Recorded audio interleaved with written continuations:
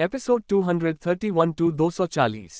कितना बेचारा बच्चा है। तांग युक्सिन ने धीरे से अपनी लंबी पलकें झपकाईं और धीरे धीरे अपनी आंखें खोली तो उसे चारों ओर पुनर्तः सफेद रंग की दुनिया दिखाई दी। ये साफ, ठंडी और यहां तक कि मृत्यु की याद दिलाने वाली थी। शिन इसी क्षण एक बड़ा हाथ उसके माथे पर रखा गया। हथेली पर खुरदरी त्वचा की एक परत थी। ये मेहनती हाथों की जोड़ी थी, ऐसे हाथ जिन्होंने भारी श्रम किया था। पेड़ की छाल की तरह इन हाथों ने हवा और ठंड, उम्र और समय की कसौटी को सहा था। पापा, तांग युक्सिन ने आवाज लगाए और जैसे ही वह मुस्कुराए, उसकी सारी यादें ताज़ा हो गईं। वह जानती थी कि ये उसके पिता के हाथ हैं। इस दुनिया में केवल उसके पिता के ही ऐसे हाथ थे। उन्होंने कभी उसका छोटा सा हाथ थामकर उसे कदम कदम चलना सिखाया था और अपनी मेहनत से कमाए पैसे से बार बार अपनी महत्वाकांक्षी और निराश बेटी का सहारा दिया था। ये पापा हैं, ये पापा के हैं। तांग जिनियन को गले में चुभन महसूस हुई। एक पल रुको, तांग जिनियन ने जल्दी से अपनी बेटी के सिर पर थपथपाते हुए कहा, पापा तुम्हारे लिए डॉक्टर को ढूंढने जा रहे हैं। कुछ ही देर में डॉक्टर दोबारा आ गए। तांग युक्सिन की एक और जांच के बाद डॉक्टर ने उन्हें आश्वस्त किया। पैर की चोट को छोड़कर सब ठीक था, जिसे ठीक होने में समय लगेगा। लेकिन कुल मिलाकर कोई बड़ी समस्या नहीं थी। सौभाग्य से ये बच्चे भाग्यशाली थे, सिवाय उस एक बच्चे के जिसके साथ दुर्व्यवहार हुआ था। ये मानव तस्कर सचमुच घृणित थे, जो बच्चों के खिलाफ भी इस तरह के अत्याचार करते थे। जैसे ही तांग जिनियन को डॉक्टर से पता चला कि तांग युक्सिन ठीक है, उसके दिल को आखिरकार राहत मिली। लेकिन जब उसे चेन के पिता का फोन आया कि युक्सिन लापता है, तो वह लगभग व्याकुल हो गया। वह लापता हो गई थी। जब चेन लिटिंग बड़ी चिंता में विमान से वाटर सिटी पहुंचे, तब तक जू के पिता, जो उसी समय वहां पहुंच चुके थे, ने पाया कि जू म्याओ म्याओ भी लापता है। चेन लिटिंग स्पष्ट रूप से कुछ नहीं बता सके, बस इतना ही कहा कि दोनों लड़कियां लापता हैं। जैसे ही उन्होंने वाटर सिटी में खोज लगभग पूरी कर ली और पुलिस को सूचना देने ही वाले थे कि पुलिस ने उन्हें सूचित किया कि उनके बच्चे मिल गए हैं। उन्हें अपराधियों ने अगवा कर लिया था और बाद में सैनिकों के एक दल ने उन्हें बचाया। मानव तस्करों शब्द सुनते ही तीनों पिता भयभीत हो गए। हालांकि एक लड़के के लिए यह कोई बड़ी बात नहीं थी, जिसे ज्यादा से ज्यादा कुछ शारीरिक चोटें ही आती, लेकिन लड़कियों के लिए मामला अलग था। अगर उन दरिंदों ने उनके बच्चों को कुछ भी नुकसान पहुंचाया होता, तो उनका पूरा जीवन बर्बाद हो जाता। जब वे अस्पताल पहुंचे और उन्हें पता चला कि 3 मानव तस्करों ने एक बच्चे का यौन उत्पीड़न किया है, उस पल तांग जिनियन का दिल बुरी तरह टूट गया। उनके पैर इतने कमजोर हो गए कि वे लगभग चल भी नहीं पा रहे थे। जब उन्होंने अपनी बेटी को देखा और डॉक्टर ने उन्हें बताया कि उनकी छोटी युक्सिन को केवल पैर में चोट लगी है और शरीर के अन्य हिस्सों में कोई नुकसान नहीं हुआ है, तब जाकर उनके दिल को थोड़ी राहत मिली। जू म्याओ म्याओ भी सुरक्षित थी, बस वह इतनी डरी हुई थी कि उसकी मानसिक स्थिति अभी भी ठीक नहीं थी। इन बच्चों को न केवल शारीरिक चोट पहुंची है, बल्कि उनके दिल को भी गहरा आघात लगा है। वे बहुत कम उम्र में ही मानव स्वभाव की कुरूपता से भयभीत हो गए थे।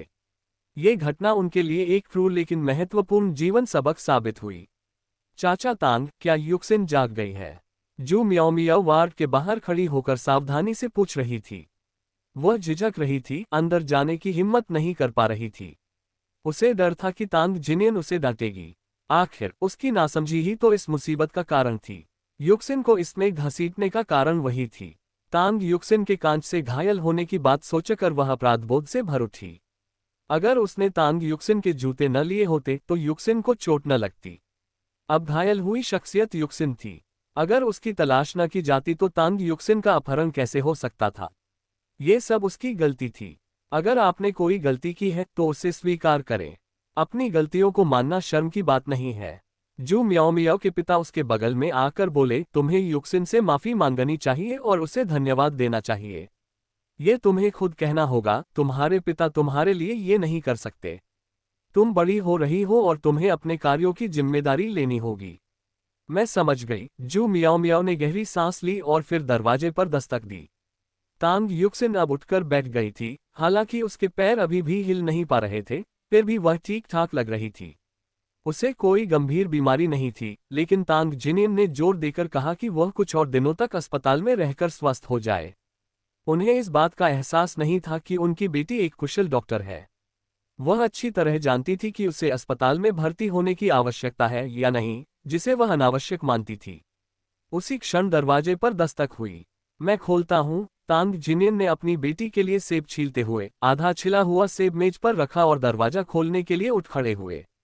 सामने सिर झुकाए खड़ी जू मियाओ मियाओ और उसके पिता थे। मेरी मियाओ मियाओ युक्सिन से बात करना चाहती है।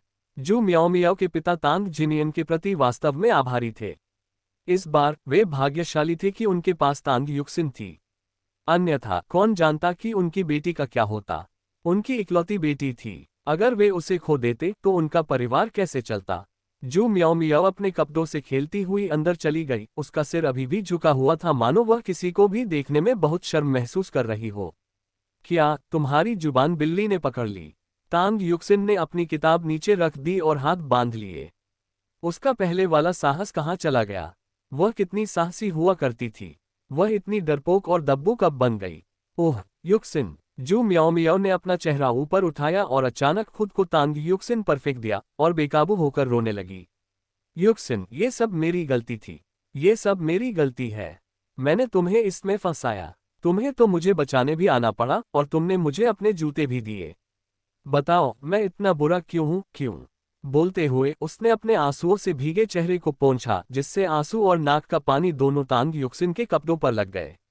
मियाओ मियाओ को दूर धकेलने की इच्छा को दबाते हुए तांग युक्सिन ने उसे अपना दुख और अपराधबोध व्यक्त करने दिया और बीच में दखल नहीं दिया। लेकिन वह चाहती थी कि मियाओ मियाओ अपना नाक का पानी उस पर न मल दे। ये बहुत ही घिनौना था। तांग युक्सिन ने अपना हाथ बढ़ाया और उसे जू मियाओ मियाओ के माथे पर रख दिया। ये सब बीती बात है, अब इसके बारे में बात नहीं करते। मैं आपकी कृतज्ञता और माफी स्वीकार करता हूँ। हम दोनों में से कोई भी ऐसा नहीं चाहता था, लेकिन ऐसा हो गया और हमें इसे स्वीकार करना होगा। सौभाग्य से हम दोनों सुरक्षित वापस आ गए। जी हाँ, सौभाग्य से वे वापस आ गए। धन्यवाद, जू मियाओ मियाओ ने सिसकते हुए कहा। कृतज्ञता के आंसू रोकना उसके लिए मुश्किल हो रहा था। युक्सिन, निश्चिंत रहो, तुमने मुझे बचा लिया। उसने अपनी आंखें पोंछी और सिसकते हुए कहा, अब से मुझे अपनी असली बहन समझो। मैं तुम्हारे पिता को अपने पिता की तरह मानूंगी। जब अंकल तांग इस दुनिया से चले जाएंगे तो मैं उनके लिए भी अपने पिता की तरह ही सबसे अच्छा शमशान घाट ढूंढूंगा। मैं उनके लिए सबसे सुंदर अस्थि कलश और सबसे अच्छी कब्रगाह का इंतजाम करूंगा। हर साल मैं उनके लिए कागजी नोट जलाऊंगा। सेब छीलते समय तांग जिनियन की उंगली चाकू से लगभग कट गई और जू मियाओ मियाओ के पिता ये देखकर दंग रह गए। उन्हें समझ नहीं आ रहा था कि अपनी बेटी से क्या कहें। क्या वह उनके अंतिम संस्कार और दाह संस्कार की योजना बना रही थी? उनकी बेटी कैसी है? तांग युक्सिन ने अपनी आंख को दबाते हुए अपने माथे को छू लिया। बच्चे, क्या तुम इससे भी ज्यादा भोले हो सकते हो? तांग युक्सिन ने खिड़की से बाहर देखा। बाहर एक सुहाना बसंत का दिन था। ऐसा लग रहा था मानो सारी उदासी छट गई हो। कल और परसों दोनों दिन खूबसूरत होने वाले थे, है ना? दोपहर में पुलिस अधिकारी आए। वे अपहरण की घटना की जांच करने आए थे।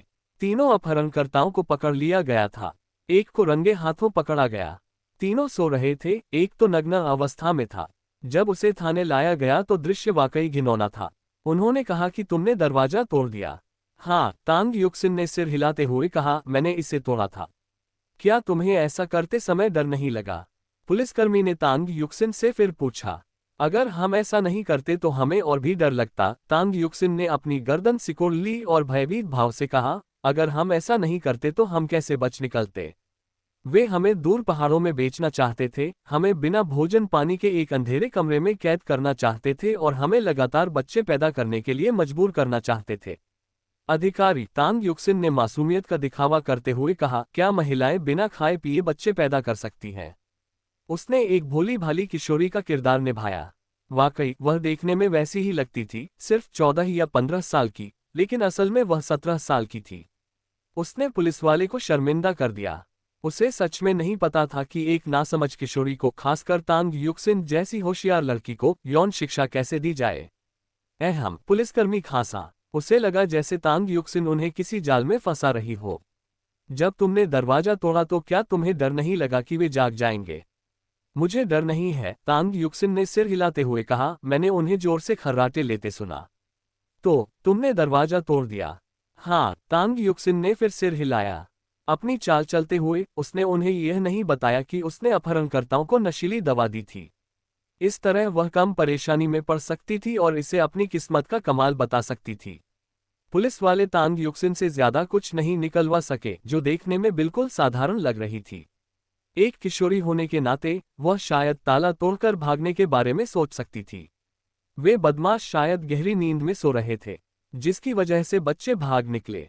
अंत में उनकी किस्मत अच्छी थी कि उनकी मुलाकात गुनिंग और उनके पुलिस अधिकारियों से हो गई, जो एक दूसरे मामले की जांच कर रहे थे। उन्होंने तुरंत मानव तस्करी गिरोह का भंडाफोड़ कर दिया, एक ऐसा आपराधिक गिरोह जिसका वे वर्षों से पीछा कर रहे थे लेकिन सफलता नहीं मिली थी।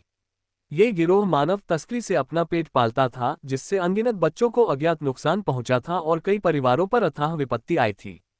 उनकी गिरफ्तारी समाज के लिए वाकई एक बड़ी राहत थी और जनता ने इस कार्रवाई की सराहना की।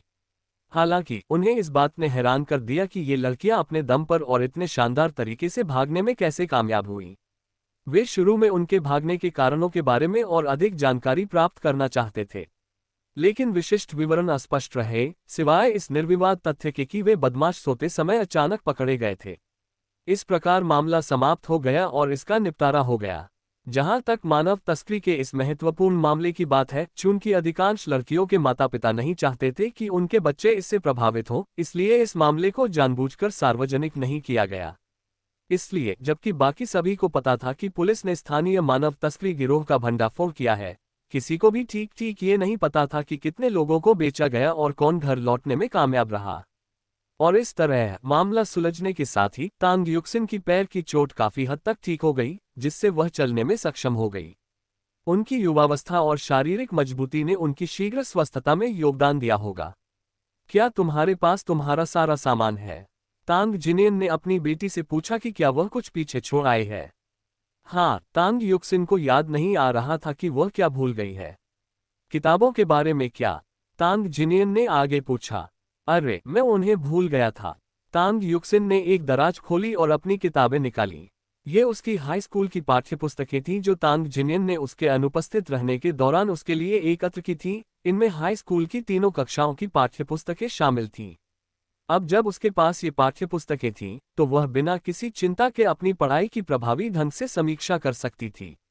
अपनी किताबों को एक बैग में पैक करते हुए तांग जिनियन ने उसे तेजी से उठाया, ये सुनिश्चित करते हुए कि उसे कोई बोझ न उठाना पड़े, केवल उसकी उपस्थिति ही आवश्यक थी। युक्सिन अस्पताल से छुट्टी पा चुकी जू मियाओ मियाओ तांग युक्सिन को घर ले जाने आई थी। तांग युक्सिन ने जू मियाओ मियाओ को हाथ हिलाकर अभिवादन किया और फिर तांग जिनियन के पीछे पीछे चल दी। जब तांग जिनियन डिस्चार्ज की कागजी कार्रवाई में व्यस्त थी, तब जू मियाओ मियाओ ने तांग युक्सिन के साथ शौचालय जाने की जिद की। जैसे ही तांग युक्सिन ने प्रवेश किया, उसे कुछ गड़बड़ महसूस हुई। क्या हुआ? तांग युक्सिन की झिझक को देखकर जू मियाओ मियाओ ने उससे पूछा। तांग युक्सिन ने अपना हाथ उठाया और अपनी नाक को छुआ। यहाँ खून की गंध आ रही है। खून की गंध? जू मियाओ मियाओ ने पलकें झपकाईं। उसे कुछ भी महसूस नहीं हुआ, और वैसे भी अस्पताल में खून की हल्की गंध आना सामान्य बात थी। तांग युक्सिन ने शौचालय का दरवाजा खोला और जल्दी से उसे फिर से बंद कर दिया। तुम जाओ, डॉक्टर को बुला लाओ, वापस अंदर मत आना, तांग युक्सिन ने जू मियाओ मियाओ को निर्देश दिया। जू मियाओ मियाओ ने पलकें झपकाईं और अपनी नाक की ओर इशारा करते हुए कहा, क्यों? जाओ और किसी को बुला लाओ। तांग युक्सिन ने धीरे से जू मियाओ मियाओ को बाहर धकेल दिया। एकदम स्थिर खड़ी जू मियाओ मियाओ को किसी को पता नहीं था कि उस समय उसकी उंगलियां बर्फ की तरह ठंडी थीं। क्या हुआ? डॉक्टर तुरंत घटनास्थल पर पहुंचे। टैंग युक्सिन ने अंदर जाने का इशारा किया। किसी ने आत्महत्या कर ली। फिर वह बाहर चली गई और खून की घिनौनी गंध से भरी हवा में गहरी सांस ली। जब शव को बाहर निकाला गया, तो तांग युक्सिन ने जू मियाओ मियाओ की आंखों को ढक लिया। वह स्वयं उस आत्महत्या करने वाली महिला को निर्मम दृष्टि से देख रही थी। नहीं, एक लड़की, एक दुबली पतली, पीली पड़ी हुई रंगत वाली और ऐसी आंखों वाली जो किसी दानव की तरह उसे घूर रही थी। वे आंखें धुंधली, निर्जीव और घृणा से भरी हुई प्रतीत हो रही थीं। तांग युक्सिन ने अपनी मुट्ठी खोल दी, जबकि जू मियाओ मियाओ ने अपनी निगाहें हॉल के दूर छोर की ओर घुमा ली और डॉक्टरों के समूह को नजरों से ओझल होते हुए देखने लगी। हालांकि उसने कुछ देखा नहीं था, फिर भी आत्महत्या शब्द सुनते ही वह डर गई थी। चलो चलते हैं, तांग युक्सिन ने खिलखिलाते हुए कहा, मानो कुछ हुआ ही न हो। उसने इस तरह की कई घटनाएं देखी थीं और बहुत खून खराबा देखा था। आत्महत्या के पीछे जो भी कारण हो, उससे उसका कोई लेना देना नहीं था। लड़की की मौत के लिए वह बिल्कुल भी जिम्मेदार नहीं थी, और न ही उसे इसके परिणामस्वरूप कोई बोझ उठाने की जरूरत थी। थोड़ी घबराई हुई होने के बावजूद जू मियाओ मियाओ जानती थी कि तांग युक्सिन सांत्वना भरे शब्दों को सुनने के मूड में नहीं थी। उसने अपना मुंह बंद रखा। दुर्भाग्यपूर्ण घटना के दोबारा होने के डर से उसने शौचालय जाने की हिम्मत भी नहीं की। विश्राम कक्ष में तांग जिनियन का इंतजार करते समय उन्होंने एक स्वास्थ्यकर्मी को एक ऐसी लड़की के बारे में बात करते हुए सुना जिसका अपहरण और दुर्व्यवहार किया गया था और जिसने बाद में शौचालय में आत्महत्या कर ली थी। उस कर्मचारी ने धीरे से कहा कि सभी लड़कियों में से वह सबसे बदकिस्मत थी। बाकी सब ठीक थीं, लेकिन उसे ही इतने भयानक हादसे का सामना करना पड़ा। उसके बाद से उसका जीवन अंधकार में हो गया था। तांग युक्सिन ने अपना सिर नीचे झुकाया और हल्के से अपनी उंगलियों को अपने नाखूनों पर फेरा। युक्सिन, जू मियाओ मियाओ ने उत्सुकता से तांग युक्सिन की आस्तीन खींची। क्या आपको अपराधबोध या परेशानी महसूस हो रही है? तांग युक्सिन ने ऊपर जू मियाओ मियाओ की ओर देखते हुए पूछा। जू मियाओ मियाओ ने बोलने के लिए मुंह खोला लेकिन हकलाने लगी। तुम्हें बुरा लग सकता है, लेकिन तुम्हें दोषी क्यों महसूस हो रहा है? तांग युक्सिन ने एक बार फिर जू मियाओ मियाओ से पूछा। क्या हमारी वजह से उसके साथ ऐसा बर्ताव हुआ? जू मियाओ मियाओ ने अपना सिर हिलाया, इसका उनसे कोई लेना देना नहीं था। क्या हमने जाते समय उसे छोड़ दिया था? जू मियाओ मियाओ ने फिर से अपना सिर हिलाया, बिल्कुल नहीं, भागते समय वे उसे पूरे रास्ते अपने साथ ले गए थे। जीवन पूर्व निर्धारित है, हम कुछ नहीं बदल सकते, तांग युक्सिन ने खिड़की से बाहर साफ नीले आकाश की ओर देखते हुए कहा। हमारे हस्तक्षेप के बिना भी उसका यही हाल होता। कम से कम वह अभी तक जीवित है, न तो बेची गई है और न ही मरी है। हमने किसी का कोई नुकसान नहीं किया, और अगर उस रात वह न होती तो कोई और होता, शायद तुम या शायद मैं। जू मियाओ मियाओ सिहर उठी और उसने इसके बारे में आगे सोचने की हिम्मत नहीं की। इस घटना को भूल जाओ, मानो ये कभी हुई ही न हो, तांग युक्सिन ने अपनी छोटी उंगली पर बालों की लटों को घुमाते हुए आग्रह किया। वह निर्दयी नहीं थी, बस यही वास्तविकता थी। उसे उस गलती का दोष अपने ऊपर लेने की कोई जरूरत नहीं थी जो उसकी नहीं थी। जो उसकी गलती नहीं थी, उसके लिए उसे जीवन भर का बोझ क्यों उठाना चाहिए? अगर उसे दोबारा चुनने का मौका मिले तो वह वही विकल्प चुनेगी। ऐसे में वह किसी और की जान बचाने के लिए अपनी जान जोखिम में क्यों डाले? माफ कीजिए, लेकिन तांग युक्सिन इतनी महान नहीं थी। वह आज भी वही रागलापति। मैं तुम्हें नहीं जानता, मुझे तुम्हारे लिए अपनी और दूसरों की जान जोखिम में क्यों डालनी चाहिए? जब वे अस्पताल से निकले तो आंटी जू उन्हें एक छोटी कार में लेने आईं। जू मियाओ मियाओ लगातार घबराई हुई थी, जबकि तांग युक्सिन ने उससे कुछ नहीं कहा। कुछ बातें समझने में समय लगता है। ना आज, ना कल, ना परसों। जो लोग अत्यधिक सोचते हैं उनके लिए दूसरों के शब्द व्यर्थ होते हैं। गाड़ी एक मोटल पर रुकी। उन्होंने जो कमरा पहले से बुक किया था वह रद्द नहीं हुआ था, इसलिए वे वहीं ठहर सकते थे। उन्होंने अपना सामान खोला और किंगॉन लौटने से पहले भरपेट खाना खाने की योजना बनाई। बेशक तांग जिनियन अपनी बेटी को दोबारा कभी अकेले बाहर नहीं जाने देगा। ये बेहद खतरनाक था। इस बार तो वह चिंता से लगभग बीमार पड़ गया था, और जू मियाओ मियाओ के पिता भी ऐसा ही महसूस करते थे। जैसे ही वे अंदर पहुंचे, उन्होंने चेन लिडोन के पिता को अपने बेटे को गरजती हुई आवाज में डांटते हुए सुना। पिता के चिल्लाने के बीच चेन लिडोन अपना सिर झुकाए बैठा था। बताओ, तुम्हारी उम्र कितनी है? चेन के पिता ने मुड़कर अपने बेटे के माथे पर जोर से थप्पड़ मारा। क्या तुम मर्द हो या नहीं? अगर तुम मर्दों जैसी हरकतें ही नहीं कर सकते तो लंबा होने का क्या फायदा? जब मियाओ मियाओ लापता हो गई और युक्सिन उसे ढूंढने गई तो तुम क्यों नहीं गए? क्यों नहीं गए? एक लड़की को अकेले क्यों छोड़ दिया? क्या तुम सच में मर्द हो? पिताजी, मैं अभी भी एक लड़का हूं। चेन लिडोन को बहुत बुरा लगा, इतना बुरा लगा कि वह मरणासन हो गया। दफा हो जाओ। चेन के पिता ने अभद्रता से लात मारी और अपने बेटे के नितंब पर घूंसा मारा। तुम तो लड़की के भी लायक नहीं हो। देखो युक्सिन कितनी बहादुर है। उस समय तुम उसके साथ क्यों नहीं गए? पिताजी, उन्हें एक लड़की चाहिए थी। चेन लिडोन बेहद निराश था। वह एक लड़का था, जाहिर है वे उसे नहीं चाहते थे। अगर वह किसी की पत्नी नहीं बन सकता तो उसका क्या फायदा? क्या तुम लड़की होने का नाटक नहीं कर सकते? चेन के पिता अपने बेटे की मूर्खता पर चकित रह गए। पापा, मेरे रंग रूप को देखकर कोई नहीं सोचेगा कि मैं लड़की हूं। चेन लिडोन को सच में रोने का मन कर रहा था। कोई लड़की ऐसी कैसे दिख सकती है? बिल्कुल सही, चेन के पिता ने अपने बेटे के रूप रंग पर तिरस्कारपूर्ण टिप्पणी की। अगर मेरी तुम्हारे जैसी बदसूरत बेटी होती तो मैं मरना ही बेहतर समझती। भला कौन तुम्हारी तरफ देखेगा? वो तो बिल्कुल अंधा ही होगा। चेन लिडोंग। बाहर के लोग। पिता पुत्र की बातचीत सुनकर तांग युक्सिन को लगा कि चेन लिडोंग का जीवन थोड़ा दयनीय है। भला कौन सा पिता अपने बेटे से इस तरह बात करेगा। तब तक चेन के पिता ने भी देख लिया था कि बाकी लोग लौट आए हैं। उन्होंने अपने बेटे पर ध्यान देना छोड़ दिया और उसके पास आ गए। क्या युक्सिन अब ठीक है? उसने तांग युक्सिन के बालों पर हाथ फेरा। वह इस बच्ची से बहुत प्यार करता था। अगर युक्सिन जैसी बुद्धिमान, सुंदर और बहादुर बेटी होती तो उसे इस जन्म में कभी पछतावा नहीं होता। भले ही उसका कोई बेटा न होता, ऐसी बेटी का होना ही कितना सुकून देता। वह भविष्य में दामाद लेकर आएगी जो आधे बेटे के बराबर होगा, ऐसा दामाद जो अपने ससुर की बात मानेगा। बेटा होने का क्या फायदा? क्या वह बहू लाकर माता पिता को परेशान करेगा? चाचा चेन, मैं अब ठीक हूं, तांग युक्सिन ने चेन के पिता से कहा। सुन लिदोग एक युवा बहू की तरह कोने में दुबकी हुई थी। पिछले कुछ दिनों में उसने चेन के पिता से खूब डांट खाई होगी। रात को उन्होंने साथ में खाना खाया। बच्चों के अपहरण का मुद्दा नहीं उठा, बल्कि व्यापार की चर्चा हुई।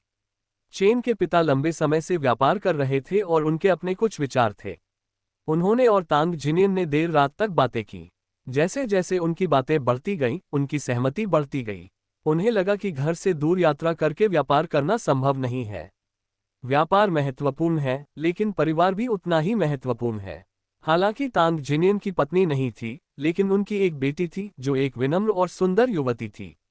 दरअसल तांग जिनियन अपने कारोबार को वापस किंगोन ले जाने पर विचार कर रहे थे। लेकिन क्या करना है, यह एक समस्या थी। कोई भी फैसला लेने से पहले उन्हें इस बारे में और सोचना होगा। वे वाटर सिटी में सिर्फ एक दिन रुके और उन्हें घूमने फिरने में कोई दिलचस्पी नहीं थी। इसका मुख्य कारण ये था कि वाटर सिटी के बारे में उनकी धारणा अच्छी नहीं थी। इतना सुंदर शहर, भला यहाँ मानव तस्करी कैसे हो सकती है? अगर किसी के साथ भी ऐसा हुआ होता तो ये बहुत दुखद होता। वे बस जल्दी से घर जाना चाहते थे और यहाँ और रुकना नहीं चाहते थे। किंगोन लौटने के बाद तांग युक्सिन और अन्य लोगों को अपनी रिपोर्ट कार्ड लेनी पड़ी और परिणाम अभी अभी घोषित हुए थे। क्या तुम्हें लगता है कि मैं कामयाब हो गया? चेन लिडोन निराश होकर बैठ गया। उसे वाटर सिटी में बिताए वो दिन याद आ रहे थे जब उसके पिता ने उसे बेरहमी से डांटा था। जब वो वापस आएगा तो उसकी माँ भी उसे डांटेगी और कहेगी कि उसने मर्दों जैसा बर्ताव नहीं किया और अपनी बहनों की परवाह नहीं की।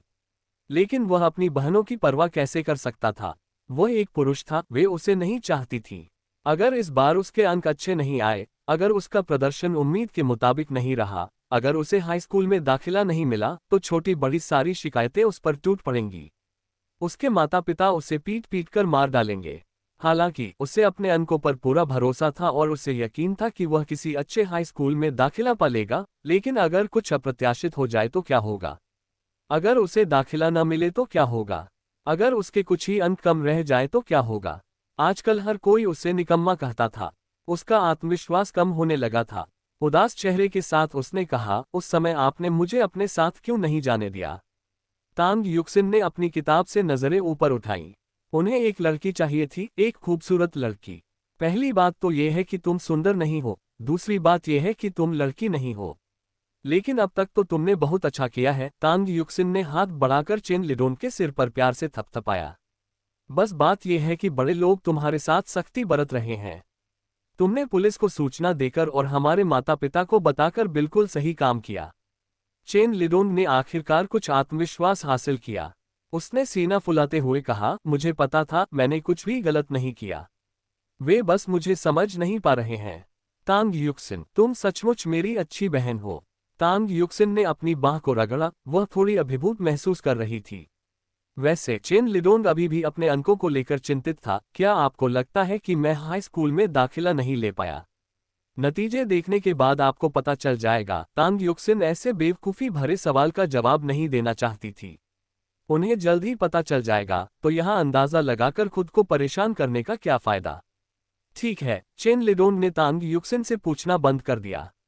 वह जू म्याओ म्याओ के पास गया। दोनों की स्थिति एक जैसी थी और पढ़ाई में माहिर तांग युक्सिन एक ऐसी शख्सियत थी जिसे वे समझ नहीं पाते थे, एक ऐसी शख्सियत जिसकी वे सिर्फ प्रशंसा कर सकते थे। तांग युक्सिन अपने माध्यमिक विद्यालय की परीक्षा के परिणाम देखने स्कूल गई। इस वर्ष हाई स्कूल में प्रवेश के लिए कट ऑफ 547 अंक था। स्कूल में व्यावसायिक विद्यालयों में प्रवेश पाने वाले छात्रों के लिए सम्मान सूची ऑनर्स रोल थी और कई छात्रों को प्रवेश मिला। तांग युक्सिन, चेन लिडोंग और जू मियाओ मियाओ तीनों ही हाई स्कूल जाने के लिए दृढ़ संकल्पित थी, इसलिए उन्होंने उन स्कूलों में आवेदन नहीं किया। उनकी शिक्षिका लियू ने मुस्कुराते हुए उनका स्वागत किया। उनके हावभाव से लग रहा था कि उनके परिणाम काफी अच्छे रहे होंगे। रिपोर्ट कार्ड मिलने के बाद तांग युक्सिन ने अपने परिणाम देखे। उसने 650 अंक प्राप्त किए, जो सामान्य प्रवेश मानदंड से 100 अंक अधिक और प्रमुख हाई स्कूलों के लिए निर्धारित सीमा से 70 अंक अधिक थे। यह एक अच्छा परिणाम होना चाहिए। मैंने 580 अंक प्राप्त किए। जू मियाओ मियाओ खुशी से उछल पड़ी। वाह, मैंने सोचा भी नहीं था कि मैं इतना अच्छा प्रदर्शन करूंगी। चेन लिडोंग, आपका क्या ख्याल है? मियाओ मियाओ ने चेन लिडोंग के परिणाम देखने के लिए अपना सिर झुकाया और पूछा, क्या इसलिए कि तुमने अच्छा प्रदर्शन नहीं किया, तुम मुझे परिणाम नहीं दिखा रहे हो? बिल्कुल नहीं, चेन लिडोंग ने अभी तक देखने की हिम्मत नहीं की थी। वह सचमुच डरा हुआ था, उसे डर था कि उसने अच्छा प्रदर्शन नहीं किया। जू मियाओ मियाओ ने गुनगुनाते हुए तांग युक्सिन के कंधे पर सिर रखा और अपनी स्कोर शीट लेते हुए कहा, वाह युक्सिन, तुमने तो बहुत अच्छे अंक हासिल किए। 650 अंक, कितना अच्छा स्कोर है। तांग युक्सिन को उम्मीद नहीं थी कि वह इतना अच्छा प्रदर्शन करेगी। उसे लगा था कि 600 अंक पर्याप्त होंगे, लेकिन उसने अंततः 650 अंक प्राप्त किए, जो कि प्रतिष्ठित हाई स्कूलों के लिए निर्धारित कट ऑफ से 70 अंक अधिक थे। चेन लिडोंग ने चुपके से अपनी स्कोर शीट निकाली, आंखें सिकोड़कर उस पर एक नजर डाली। पहली संख्या 6 थी। 6, उसकी आंखें अचानक चौड़ी हो गईं। 6, हाँ, ये 6 है। सचमुच 6 है। इस बार उसे डर नहीं था। जब तक कि यह 6 से शुरू होता था, इसका मतलब था कि उसका कुल स्कोर 600 से अधिक था, और अगर यह 601 भी होता, तो भी यह 600 ही होता। वह इस बार हाई स्कूल में जरूर प्रवेश पा लेगा। उसने अपनी स्कोर शीट खोली। मैंने 612 अंक बनाए, उसने गर्व से कहा, और जू मियाओ मियाओ की ओर मुस्कुराते हुए देखा, जिससे जू मियाओ मियाओ को अपना चेहरा खुजलाने का मन हुआ। ये तो एक ही बात है, जू मियाओ मियाओ ने अपना चेहरा घुमाते हुए कहा, तुम मुझसे सिर्फ 32 अंक ज्यादा हो। अगर तुम युक्सिन की तरह 650 अंक भी लाओ, तो भी तुम मेरे ही हाई स्कूल में जाओगी। वाह, मैंने तुमसे ज्यादा अंक प्राप्त किए। चेन लिडोंग ने अपनी स्कोर शीट को चूमा। इस बार वह सचमुच बहुत खुश था। जब फादर जू को तीनों छात्रों के अंकों के बारे में पता चला, तो वे अत्यंत प्रसन्न हुए। उन्होंने पहले सोचा था कि अगर इन तीनों बच्चों के अंक अच्छे नहीं आए, तो शायद उन्हें कुछ सिफारिश करनी पड़ेगी या फिर गुपचुप तरीके से दाखिला लेना पड़ेगा। लेकिन इतने अच्छे अंकों के साथ गुपचुप तरीके की कोई आवश्यकता ही नहीं थी। प्रधानाचार्य इन तीनों छात्रों का सहर्ष स्वागत करेंगे। शहर के सर्वश्रेष्ठ हाई स्कूल क्रमशः 5वें और 2वें स्थान पर हैं। और तांग युक्सिन 5वें स्कूल में जाना चाहती है, क्योंकि यह उनके घरों के करीब है। उन्हें कैंपस में नहीं रहना पड़ेगा और वे डे स्टूडेंट के रूप में स्कूल जा सकती हैं। साथ ही तांग जिनियन का खरीदा हुआ घर भी वहीं है। वे घर के गिरने तक उसमें रह सकती हैं। इसके अलावा उस घर की शायद जरूरत ही न पड़े, क्योंकि जू की मां ने युक्सिन को जू मियाओ मियाओ के साथ रहने दिया है। उन्होंने उसके लिए एक कमरा भी खाली करवा दिया है। एक तरफ यह मियाओ मियाओ को बचाने के लिए जू परिवार की ओर से कृतज्ञता का प्रतीक है। दूसरी तरफ तीनों बच्चे एक साथ पढ़ाई कर सकते हैं। मियाओ मियाओ का विश्वविद्यालय जाना अंततः तांग युक्सिन पर निर्भर करता है। तांग जिनियन मूल रूप से वहां अपना कारोबार बंद करके अपनी बेटी के साथ वापस लौटना चाहते थे। जो सिसी अभी प्राथमिक विद्यालय में पढ़ रही है। झांग जियांगकाओ को शहर जाना पड़ेगा और सिसी को स्कूल बदलना पड़ेगा। इसलिए तांग जिनियन ने वापस आने के बारे में सोचा, लेकिन अब इसकी कोई आवश्यकता नहीं है। तांग युक्सिन के जू के घर पर रहने से उसे राहत महसूस हो रही है, इसलिए उसने वहीं अपना व्यवसाय जारी रखने का फैसला किया। तांग युक्सिन वास्तव में नहीं चाहती थी कि उसके पिता अभी वापस आएं। उन्होंने अभी तक अपने खरीदे हुए दोनों मकान नहीं तोड़े हैं। एक बार जब वे ऐसा कर लेंगे, तब तक उसके पिता और चाचा एक अच्छा व्यवसाय मॉडल तैयार कर लेंगे। वर्तमान व्यवसाय फल फूल रहा है और मुनाफा कमा रहा है, इसलिए बाद में इसे संभालना आसान होगा। अगर इसे कुछ समय के लिए निष्क्रिय छोड़ दिया जाए, तो बाद में उन्हें समझ नहीं आएगा कि क्या करें। पिता जू सबसे पहले तीनों बच्चों को स्कूल 5 के प्रधानाचार्य के कार्यालय में ले गए। वे प्रधानाचार्य को जानते थे, जो जू मियाओ मियाओ को स्कूल 5 में भेजने के लिए प्रतिबद्ध थे। वही पुरानी कहानी है, अगर स्कोर तय सीमा को पूरा करता है, तो उन्हें स्कोर के आधार पर प्रवेश मिल जाएगा। अगर नहीं, तो उन्हें पिछले दरवाजे से जाना होगा। पहले तो उसे लगा कि उसे उनके सामने झुककर उनसे विनती करनी पड़ेगी। लेकिन सुखद आश्चर्य के रूप में अब वह गर्व से अंदर जा सकता था। ये 3 बच्चे हैं, फादर जू ने तांग युक्सिन और बाकी बच्चों की ओर इशारा करते हुए कहा, एक मेरी बेटी है और बाकी 2 मेरे दोस्त के बच्चे हैं। ये तीनों मिडिल स्कूल से साथ पढ़ते आ रहे हैं और इनके नंबर काफी अच्छे हैं। अंकल ली, क्या आप इन्हें एक ही क्लास में डाल सकते हैं ताकि ये एक दूसरे का ख्याल रख सकें? हाँ हाँ, बिल्कुल, जरूर। प्रधानाचार्य ली सहर्ष सहमत हो गए। इन तीनों छात्रों के प्रवेश परीक्षा अंक विद्यालय के प्रवेश मानदंड से काफी अधिक थे, वे प्रतिभा के धनी थे। यदि उन्हें अच्छी तरह से प्रशिक्षित किया जाए तो भविष्य में सुखद परिणाम मिल सकते हैं। आजकल स्कूलों में छात्रों की भारी मांग है। 4 स्तरीय प्रमुख हाई स्कूलों का मूल्यांकन करते समय कम अंक वाले छात्रों की भी काफी मांग पाई जाती है। इसके अलावा एक बच्चे ने 650 अंक प्राप्त किए, कुल मिलाकर 700 अंक, जिसका मतलब है कि उसने 650 अंक प्राप्त किए। प्रत्येक विषय का औसत स्कोर बराबर है, कोई पक्षपात नहीं है, यह एक असाधारण आधार को दर्शाता है। अन्य 2 बच्चों ने शायद 650 जितने अंक प्राप्त नहीं किए होंगे, लेकिन उन्होंने भी काफी अच्छा प्रदर्शन किया। प्रिंसिपल ली ने मुस्कुराते हुए फादर जू को आश्वासन दिया कि वे इन बच्चों को सर्वोत्तम शिक्षा प्रदान करेंगे। उन्हें अपने स्कूल में रखना एक बुद्धिमानी भरा निर्णय था। उनके स्कूल में प्रचुर मात्रा में शिक्षण संसाधन, आधुनिक सुविधाएं और राष्ट्रीय स्तर के प्रख्यात शिक्षक हैं। उन्होंने किंग विश्वविद्यालय, बीजिंग विश्वविद्यालय और देश भर के कई अन्य प्रतिष्ठित विश्वविद्यालयों के लिए अनगिनत प्रतिभाओं को तैयार किया है। पिता जू मुस्कुराए, उन्होंने कभी नहीं सोचा था कि उन्हें कभी सीधे खड़े होकर अपनी अयोग्य बेटी के दाखिले के लिए भीख मांगने की जरूरत पड़ेगी। और जू मियाओ मियाओ ने गर्व से अपना छोटा सा चेहरा ऊपर उठाया। इस बार उसे जीत का एहसास हुआ, अपने पिता को अब दूसरों के सामने विनम्र नहीं रहना पड़ेगा। ये देखकर वह सचमुच रोमांचित हो उठी। वह अक्सर सोचती थी कि अगर वह पढ़ाई में अच्छा प्रदर्शन करेगी तो उसके माता पिता भी दूसरों को नीचा देखने लगेंगे। ठीक वैसे ही जैसे चंद्र नव वर्ष के लिए दादी के घर लौटने पर अब जब उसके अंक परिवार में सबसे अच्छे हैं तो न केवल उसे नव वर्ष के सबसे अधिक उपहार मिलते हैं, बल्कि उसके चचेरे भाई बहन भी अब उसके सामने उसे मूर्ख या बेवकूफ कहने की हिम्मत नहीं करते। और इस साल वह एक नगरपालिका के प्रमुख हाई स्कूल में छात्रा है। आश्चर्यजनक, प्रधानाचार्य ने तुरंत एक युवा महिला शिक्षिका को बुलाया। शिक्षक सोंग, क्या इन तीनों छात्रों को आपकी कक्षा में समायोजित किया जा सकता है? प्रधानाचार्य ने शिक्षिका सोंग से बात करते हुए हंसी। इस वर्ष शिक्षिका सोंग जिस कक्षा का नेतृत्व कर रही थी, उसमें विद्यालय के सबसे प्रतिभाशाली छात्र थे। हालांकि वह युवा थी, फिर भी वह विद्यालय की प्रमुख शिक्षिकाओं में से एक थी और उनकी कक्षा में हर साल कॉलेजों में प्रवेश की दर सबसे अधिक रहती है। शिक्षिका सोंग ने अपने चश्मे को नाक पर ठीक किया, तांग युक्सिन और अन्य 2 पर सरसरी नजर डाली, फिर प्रधानाचार्य की ओर देखा। उनका लहजा कुछ अजीब सा था। क्या उसकी बात स्पष्ट नहीं है? उनकी कक्षा में सबसे होशियार छात्र है, उनके लिए किसी को भी यूं ही दाखिला देना संभव नहीं है। ऐसा करने से कक्षा का समग्र प्रदर्शन गिर जाएगा और अन्य छात्रों पर भी इसका बुरा असर पड़ेगा।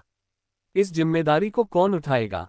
क्षमा करें, वह किसी भी विशेष प्रकार के रिश्ते के मामलों पर ध्यान नहीं देती हैं, विशेषकर उन लोगों पर जो अक्षम हैं और समस्याएं पैदा करने की प्रवृत्ति रखते हैं। मियाओ मियाओ के पिता एक अनुभवी व्यक्ति हैं। अपने कार्यस्थल पर क्या वे हमेशा अपने वरिष्ठों और अधीनस्थों के साथ इस तरह के सत्ता संघर्ष में शामिल नहीं रहते? अगर वे उसकी बात नहीं समझ पाए तो वे सचमुच मूर्ख हैं। इस समय उनके चेहरे पर बेहद गुस्सा है। अगर इस स्कूल के बारे में न सोच रहे होते तो इस औरत द्वारा उनके 3 बच्चों का अपमान करने के कारण ही वे उसे एक जोरदार थप्पड़ मार देते। प्रधानाचार्य भी असहज स्थिति में है। नेक इरादों को कुचला जा रहा है। भला कोई इन 3 होनहार छात्रों को क्यों अस्वीकार करेगा और शिक्षकों को क्यों परेशान करेगा? तभी एक और शिक्षक अंदर आ गए। ये 20 वर्ष की एक युवा महिला शिक्षिका है। अंदर इतने सारे लोगों को देखकर वह स्तब्ध रह गई, फिर अंततः अंदर चली गई और लगातार अपने बालों से खेलती रही। प्रधानाचार्य जी, मैं कुछ सामग्री देने आया हूँ। जैसे ही वह अपना सामान मेज पर रखकर जाने वाली थी, प्रधानाचार्य ने उसे अचानक रोक दिया। मिस जिन, आपने बहुत सही समय पर यह बात कही। क्या आप इन कुछ छात्रों को अपनी कक्षा में ले सकती हैं? प्रधानाचार्य के पास अब क्या विकल्प बचे हैं? अब वे चाहे जिस भी शिक्षक को बुलाएं, बात नहीं बनेगी। अगर अन्य शिक्षकों को पता चले कि वे उन छात्रों को जबरदस्ती किसी और की कक्षा में भेजने की कोशिश कर रहे हैं जिन्हें शिक्षिका सोंग नहीं चाहती थी, तो वे हंगामा खड़ा कर देंगे। केवल इस पर शिक्षिका जिन जल्दबाजी में सहमत हो जाती है, ठीक है, तो फिर उसे ही करने दो। मैं शिक्षिका जिन शायद थोड़ी आसानी से डर जाती है, इसलिए वह वास्तव में कोई जवाब नहीं दे सकती। ठीक है, फिर सब ठीक है। वह मन ही मन कड़वी हंसी हंस पड़ी, ये सोचकर कि प्रधानाचार्य का इरादा 3 विशेष प्रतिभा वाले विद्यार्थियों को उसकी कक्षा में जबरदस्ती डालना था। उसकी कक्षा पहले से ही ऐसे विद्यार्थियों से भरी पड़ी है। भला उसके पास कितने अच्छे विद्यार्थी हो सकते हैं। छोड़ो, 3 कम या ज्यादा से कोई फर्क नहीं पड़ता। बस उसने तीनों विद्यार्थियों को स्वीकार कर लिया। बच्चे, आप कक्षा 1 में कभी भी आ सकते हैं, उसने मुस्कुराते हुए तीनों छात्रों से विनम्रतापूर्वक कहा। फिर भी उसकी मुस्कान में एक अनकहा भाव था, शायद ये संक्रामक था। नमस्कार शिक्षक जी। तांग युक्सिन की शिक्षक जिन के प्रति पहली छाप अच्छी थी, कम से कम वह देखने में तो उस शिक्षक से कहीं अधिक आकर्षक थी जिनकी आंखें मानो सिर के ऊपर ही हों। बिना आंखों वाले शिक्षक की छात्रा होना उनके लिए कतई स्वीकार्य नहीं था। वह तो ऐसे शिक्षक को चुनना चाहती थी जो उन्हें पसंद हो और जो उन्हें भी पसंद करते हो। तांग युक्सिन ने अपना रुख स्पष्ट कर दिया है, और चेन लिडोंग और जू म्याओ म्याओ ने भी। उन्होंने क्रमशः शिक्षक जिन का अभिवादन किया, जिन्होंने भी उनका अभिवादन किया, और फिर वे सभी एक साथ चले गए, जिनमें शिक्षक सोंग भी शामिल थे। शिक्षक जिन, इन नए छात्रों के आने से आपकी कक्षा की सफलता की संभावनाएं और भी धूमिल हो रही हैं। ऐसे में आप ये सुनिश्चित करने की क्या योजना बना रहे हैं कि कॉलेज में दाखिले की दर में भारी गिरावट न आए। हमारे स्कूल को आपकी योग्यताओं, पुरस्कारों या उत्कृष्ट प्रदर्शन से कोई लेना देना नहीं है। हमारे लिए कॉलेज में दाखिले की दर मायने रखती है, आपके कितने छात्र कॉलेज में प्रवेश पा सकते हैं। शिक्षक सोन पहले हैं और शिक्षक जिन भी पहले हैं, हालांकि निश्चित रूप से बाद वाला केवल उल्टे क्रम में है। शिक्षिका जिन ने एक लंबी आह भरी, लेकिन उन्होंने शिक्षिका सोन से बहस न करने का फैसला किया क्योंकि यह सच था। याद दिलाने के लिए धन्यवाद शिक्षक सोन। चाहे यह विशेष संबंधों के कारण हो या योग्यता के आधार पर प्रवेश हो, वे सभी मेरी कक्षा में छात्र बनेंगे। मैं उनके साथ निष्पक्ष व्यवहार करूंगा। शिक्षिका सोंग ने उसे एक रहस्यमयी मुस्कान दी, फिर अपनी ऊंची एड़ी के जूते पहनकर कमरे से बाहर निकल गईं। शिक्षिका जिन ने अपना चेहरा छूने से खुद को नहीं रोका। उन्हें सचमुच लग रहा था कि उनकी मुस्कान बनावटी है।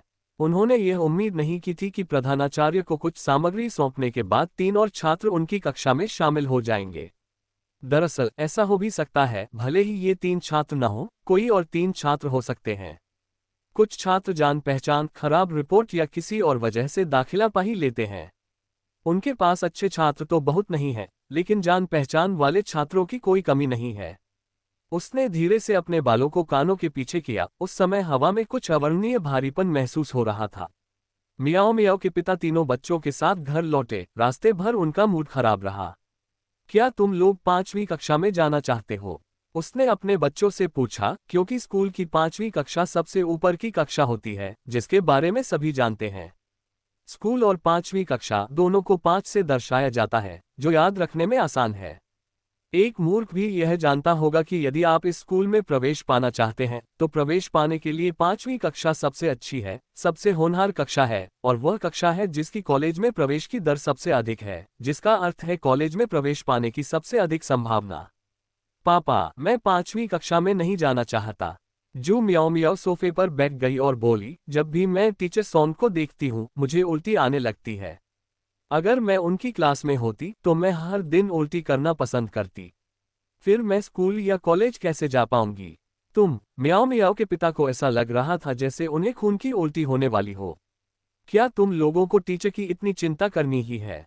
बस उसके चेहरे की तरफ मत देखो। लेकिन सच कहूं तो टीचर सोन के तरबूज जैसे चेहरे के बारे में सोचते ही उसका मन करता है कि उसका गला दबा दे। और तांग युक्सिन की तो बात ही छोड़ो, जिसे उस टीचर को हर दिन देखना पड़ता है। मैं 5वीं कक्षा में भी नहीं जाऊंगा, चेन लिडोंग ने फ्राउनिंग हुए कहा। हालांकि 5वीं कक्षा सबसे अच्छी कक्षा है, लेकिन वहां बहुत ज्यादा दबाव है। मुझे डर है कि मैं इसे संभाल नहीं पाऊंगा। मियाओ मियाओ के पिता भी इस मुद्दे पर विचार कर रहे हैं। कक्षा में शीर्ष पर होना हमेशा अच्छी बात नहीं होती, खासकर उनके 2 बच्चों के लिए जिन्होंने जूनियर हाई में ही पढ़ाई को गंभीरता से लेना शुरू किया है। उनकी बुनियाद पहले से ही कुछ कमजोर है। हाल ही में उनके अंकों में सुधार हुआ है, लेकिन अगर वे शीर्ष कक्षा में जाकर निराश हो जाते हैं, तो फिर क्या होगा? क्या इससे बहुत अधिक लाभ और हानि नहीं होगी? युक्सिन, तुम्हारा क्या ख्याल है? मियाओ मियाओ के पिता तांग युक्सिन की राय जानना चाहते थे। अगर वह टॉप क्लास में जाना चाहती है, तो चाहे कुछ भी हो जाए, वह उन तीनों को टॉप क्लास में दाखिला दिला देंगे। उनका मानना है कि जब तक तांग युक्सिन वहां है और उसके अच्छे नंबर आते हैं, तब तक उसके साथ पढ़ने वाले बाकी दोनों को कोई परेशानी नहीं होगी। अंततः उससे पूछा गया। तांग युक्सिन जानती थी कि अंतिम निर्णय उसी का होगा। उसने एक हल्की सी आह भरते हुए कहा, वह महज एक साधारण हाई स्कूल की छात्रा है। उसके पास कोई जादुई शक्तियां नहीं है। ऐसा नहीं है कि उसका अनुसरण करने वाले सभी लोगों को खाने के लिए मांस मिलेगा। अगर उन्हें फूड पॉइजनिंग हो जाए तो क्या होगा? अंकल जू, मैं नियमित कक्षा में जाना चाहता हूँ। उसे उन लोगों का सामना करना पसंद नहीं है जिन्हें वह नापसंद करती है, और टीचर सॉन्ग भी उन्हीं में से एक है। वह किसी जान पहचान के सहारे यहाँ नहीं आई है, इसलिए उसे दूसरों के गुस्से का सामना करने की कोई जरूरत नहीं है। इतना ही नहीं, उन्हें 3 साल तक मिलजुल कर रहना होगा। क्या वह पूरे 3 साल तक उस नाराज चेहरे का सामना करने वाली है? बशर्ते वह उन्हें गुमराह न करे।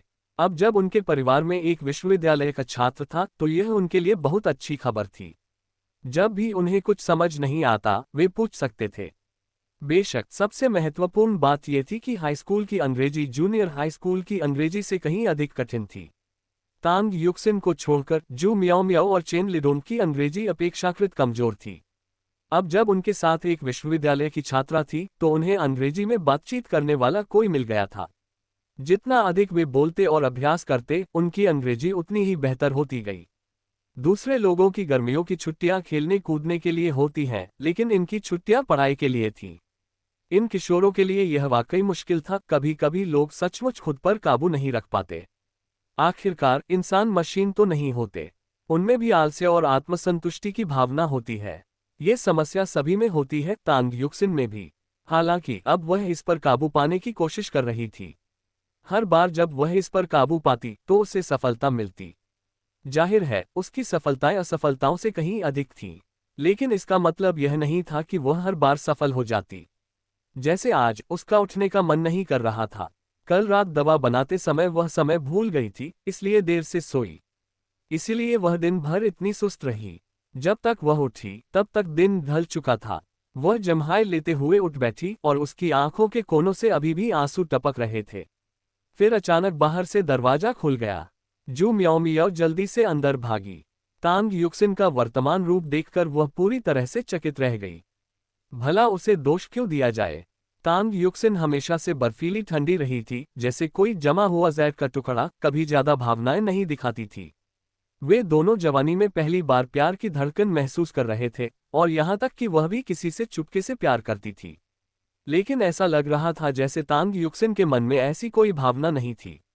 वो लड़कों के साथ वैसा ही व्यवहार करती थी जैसा लड़कियों के साथ, यहाँ तक कि उसकी निगाहें भी नहीं बदलती थीं।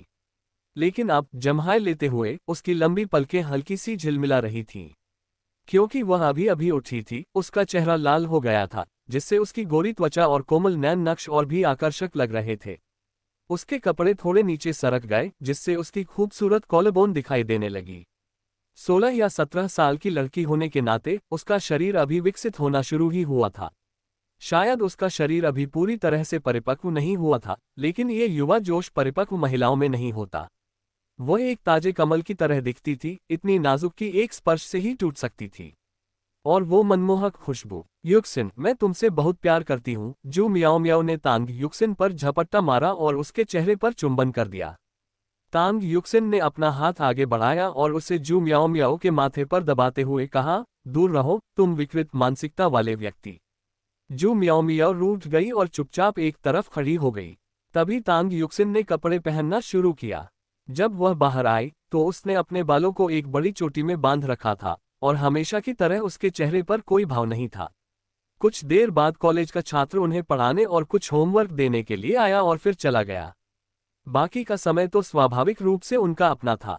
उस दिन तांग युक्सिन घर की सफाई करने के लिए बस से शहर गई, क्योंकि स्कूल का सेमेस्टर जल्द ही शुरू होने वाला था। हालांकि उसने शू परिवार के साथ रहने की योजना बनाई थी, लेकिन उसने सोचा कि उसे यहाँ की सफाई कर लेनी चाहिए क्योंकि यह स्कूल के पास था और जरूरत पड़ने पर इसे आराम करने की जगह के रूप में इस्तेमाल किया जा सकता था। जब तक उसने सफाई पूरी की तब तक लगभग दोपहर हो चुकी थी। वह इतनी थक गई थी कि मुश्किल से सीधी खड़ी हो पा रही थी।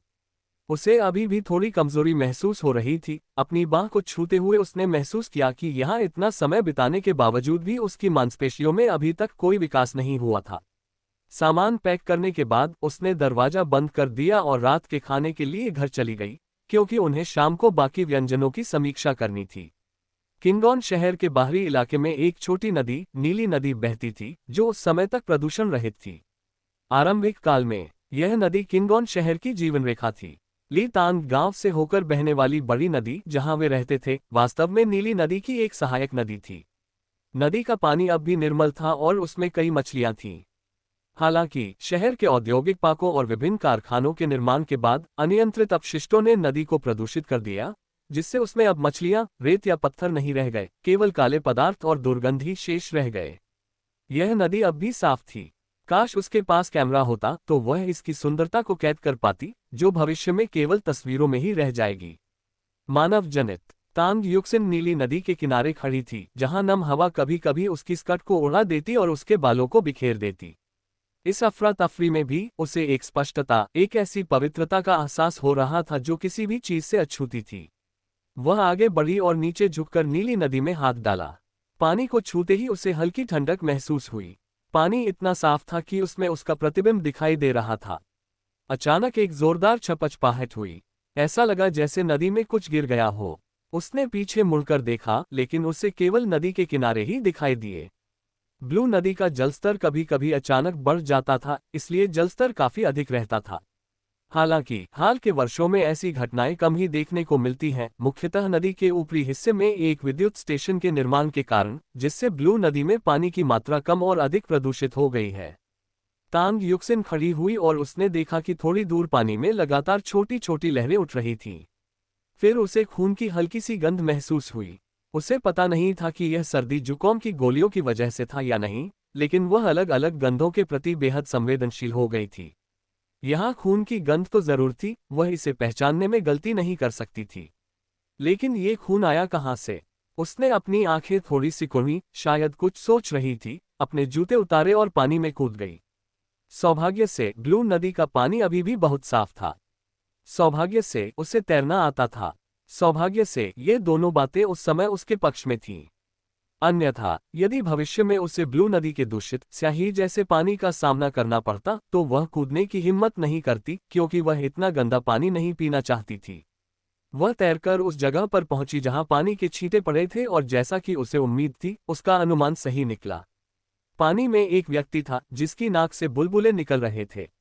वह जीवित था। उसने बिना सोचे समझे तैरकर उस व्यक्ति के पास जाकर तुरंत उसे ऊपर खींच लिया। चेन जोंग ने एक बार उससे कहा था कि चेन परिवार संयोग से मिलने वाले लोगों की मदद करता है।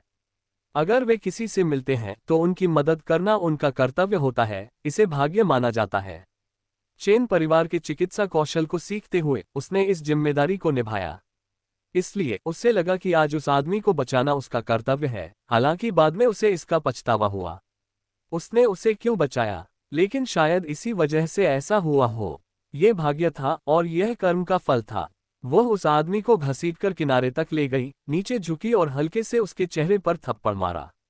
वह जवान था, लगभग 20 साल का। उसका चेहरा पीला पड़ गया था और उसकी सांसें बहुत धीमी चल रही थीं। उसकी बाह से खून बह रहा था। हालांकि उसके चेहरे के भाव कोमल थे, फिर भी वह बहुत सुंदर था। अरे! तांग युक्सिन ने हल्के से उस आदमी के चेहरे पर थप्पड़ मारा। उस आदमी की सांसें धीमी हो गईं। उसका चेहरा इतना पीला था कि तांग युक्सिन को उसकी दाहिनी आंख के नीचे एक लाल तिल दिखाई दिया। यह तिल आंख के कोने पर एक अजीब जगह पर था, एक आंसू का तिल। अब वह आदमी बेहोश हो चुका था। उसने फिर से उसकी कलाई पकड़ी। उसकी नब्ज चल रही थी, इसलिए मामला गंभीर नहीं था। चूंकि वह ज्यादा देर तक पानी के अंदर नहीं रहा था, इसलिए उसने अपना हाथ उसके पेट पर रखा और उसके द्वारा निगला गया पानी जोर से बाहर निकाल दिया। फिर उसे खांसने की आवाज सुनाई दी। वह आदमी पहले से ही पिया हुआ पानी खांसकर बाहर निकाल रहा था। उसने अपनी आंखें खोली, उसे केवल एक धुंधली आकृति दिखाई दी और फिर उसने अपना हाथ आगे बढ़ाया। इसके बाद एक ठंडे हाथ ने उसे कसकर पकड़ लिया। दूर से आती हुई हल्की आवाज उसे सुनाई दी, चिंता मत करो, तुम ठीक हो जाओगे। अंततः शारीरिक थकावट को सहन न कर पाने के कारण वह गहरी नींद में सो गया। तांग युक्सिन ने फिर से उसकी कलाई पकड़ी। उसकी नब्ज स्थिर थी, घाव जानलेवा नहीं था और उसने ज्यादा पानी भी नहीं पिया था। उसने अपने गीले कपड़ों को महसूस किया। उसमें इतनी ताकत नहीं थी कि वह इस आदमी को अस्पताल तक ले जा सके। वो उठ खड़ी हुई, बाहर जाकर किसी की मदद ढूंढने के लिए तैयार। लेकिन आज ब्लू रिवर के आसपास की असामान्य शांति देखकर वह हैरान थी। उसने पहले सोचा कि मदद के लिए कुछ लोगों को ढूंढने के लिए थोड़ा और आगे पैदल चली जाए। अंत में वह उसी स्थान पर लौट आई जहां उसने उस आदमी को छोड़ा था। हालांकि जब वह नदी किनारे पहुंची तो वह आदमी वहां कहीं भी दिखाई नहीं दिया। क्या वह खुद चला गया या उसे ले जाया गया? तांग युक्सिन ने माथे पर शिकन डाली। उसने उस आदमी को काफी देर तक ढूंढा लेकिन वह उसे नहीं पा सकी। आखिरकार वह भीगे हुए कपड़ों में शू परिवार के घर लौट आए। युक्सिन, तुम्हें क्या हुआ? जू की मां ने तांग युक्सिन को देखते ही चौंक गईं। आखिर वो इतनी भीगी हुई कैसे हो गई? नदी में एक पिल्ला था, मैं उसे बचाने गई और फिर ये सब हुआ। तांग युक्सिन हंस पड़ी। हाँ, वो एक पिल्ला ही था। जिस पल उसने उस आदमी को पानी से बाहर निकाला तब से लेकर उसके रहस्यमय ढंग से गायब होने तक उसने उसे पिल्ला ही समझा। उसे खुद भी नहीं पता था कि उसे ऐसा क्यों समझ। इस समय शिक्षिका जिन विद्यार्थियों का पंजीकरण कर रही थी, अंक देखते हुए उन्होंने बेबसी से आह भरी। उन्हें ऐसा लग रहा था मानो इतनी आहें भरने से उनकी बुद्धि मंद पड़ रही हो। कुछ विद्यार्थी तो बस किसी तरह पास हुए थे और कुछ के अंक 200 से भी ऊपर थे। जाहिर है ये तो जान पहचान के जरिए ही दाखिला पाए होंगे। हाँ, इस बार जिन छात्रों को उनकी कक्षा में रखा गया था वे सचमुच छोड़ो भी, वह इस बारे में बात नहीं करना चाहती थी।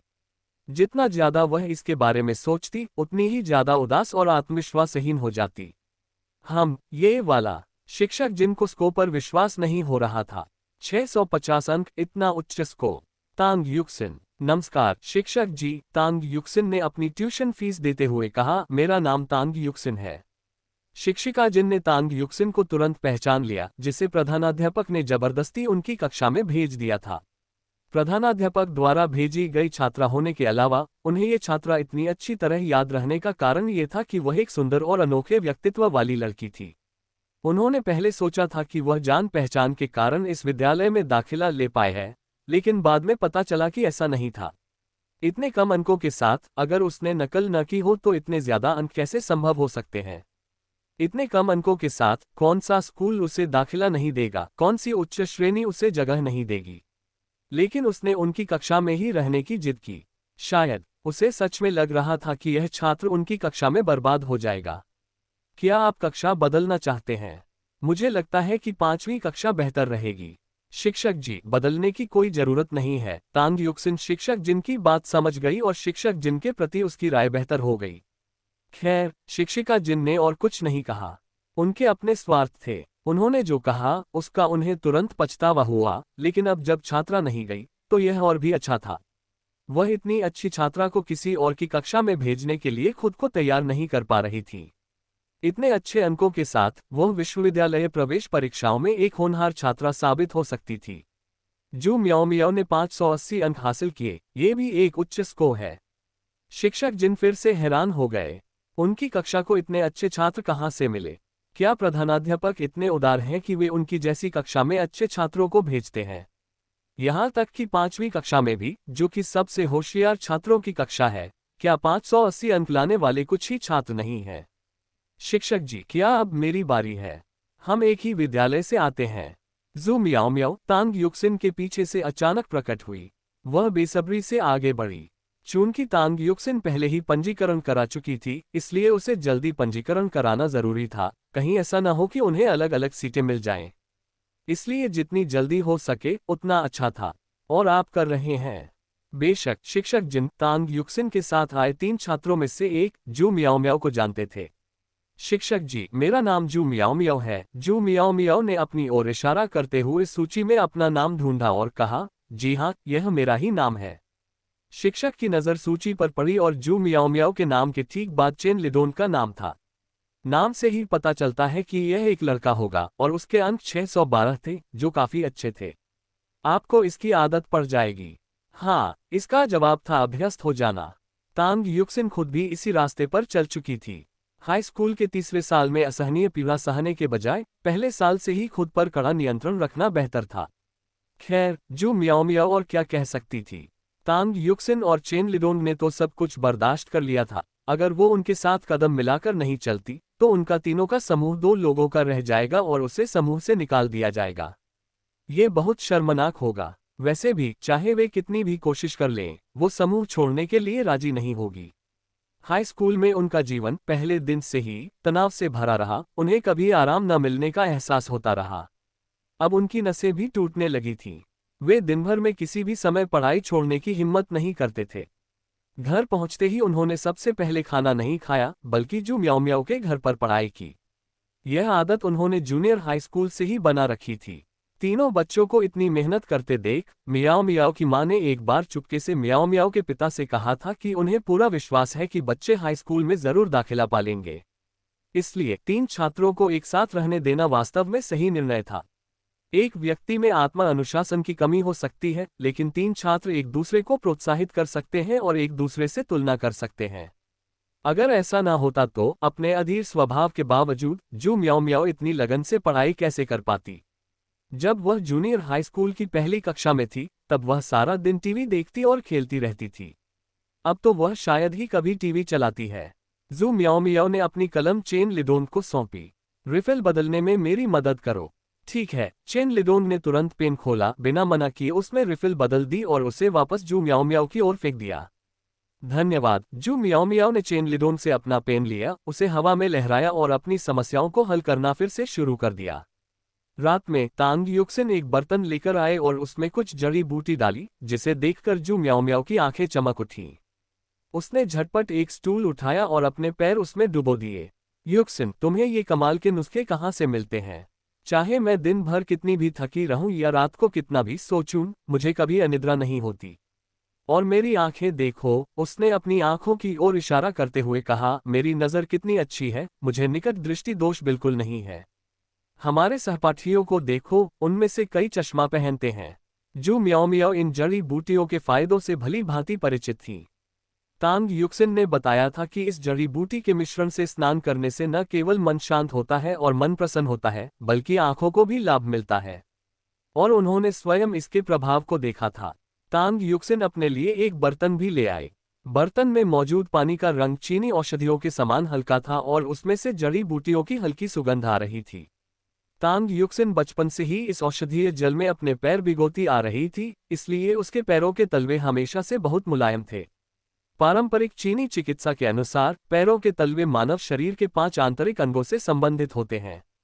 पैर शरीर का दूसरा हृदय है, इसलिए इनकी अच्छी देखभाल करनी चाहिए।